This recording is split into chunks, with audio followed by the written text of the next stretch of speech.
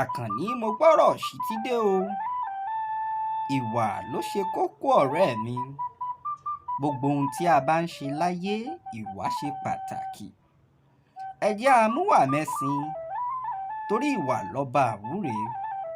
Ìwà ṣe pàtàkì láwùjọ. Bó o lówó bó o níwà, ojú yẹpẹrẹ láyé fi worú wọn. Bó o lẹ́sìn tó o níwà, asán bá ń sá ni. Bó o bá kọ́lé láyé, bó o fìwà kún, ta ní jẹ́ gbalé lọ́wọ́ ọrú wọn.